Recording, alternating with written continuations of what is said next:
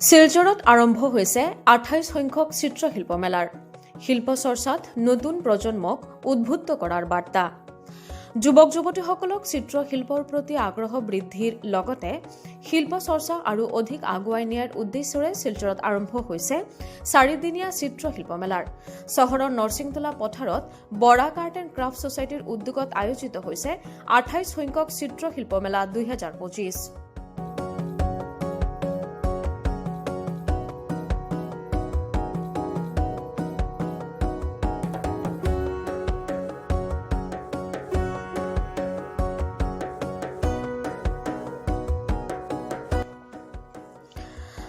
চিত্ৰশিল্প মেলাত চিত্ৰকলা আৰু ভাস্কৰ্য প্ৰদৰ্শনী, অংকন প্ৰতিযোগিতা, আলপনা প্ৰতিযোগিতা, ৰংগলী প্ৰতিযোগিতা, চিম্পজিয়াম, টক শ্ব' আৰু দৰ্শনাৰ্থীৰ বাবে আন আন আকৰ্ষণীয় সাংস্কৃতিক অনুষ্ঠানৰ আয়োজন কৰা হয়। অভিনৱ শিল্প চৰ্চাক আগুৱাই নিবলৈ আৰু শিল্পক প্ৰচাৰৰ বাবে প্ৰতি বছৰৰ দৰে এইবাৰো লাইভ পেইণ্টিঙৰ আয়োজন কৰা হৈছে।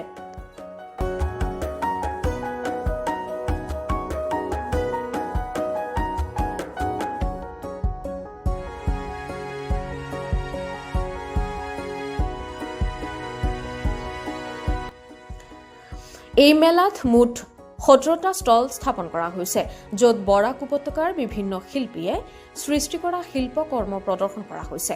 অসংখ্য সুন্দৰ চিত্ৰ আৰু শিল্পকৰ্মই দৰ্শনাৰ্থীৰ দৃষ্টি আকৰ্ষণ কৰিছে। মেলাখনৰ পৰাও বহুতে নিজৰ প্ৰিয় ছবি সংগ্ৰহ কৰি আছে।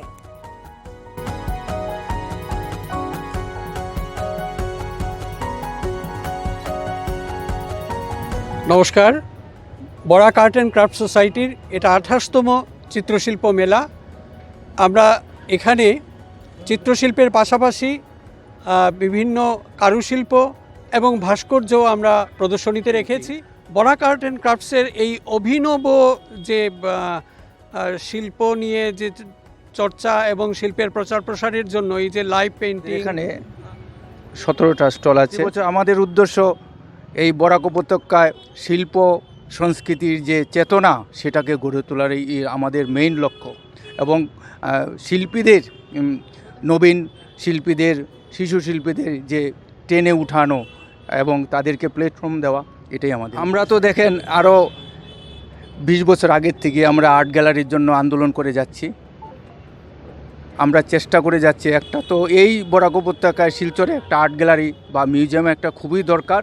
কারণ দেখুন, আমরা রাস্তাঘাটে আমরা এক্সিবিশন করছি, এটা বেশ খরচ সাপেক্ষ, যার জন্য আমরা আবেদন করব যাতে আমাদের বরাক উপত্যকা শিলচর বিশেষ করে একটা আর্ট গ্যালারি একটা বা মিউজিয়াম তৈরি হয়। এটা নিয়ে আমরা খুব আশাবাদী। শিল্পৰ প্ৰতি মানুহৰ প্ৰেম আৰু অংশগ্ৰহণেৰে শিলচৰৰ এই পৰম্পৰাগত চিত্ৰশিল্প মেলাখন বছৰৰ পিছত বছৰ ধৰি অধিক চহকী কৰি তুলিছে। শিলচৰৰ পৰা আখি দাস, লোকেল 18।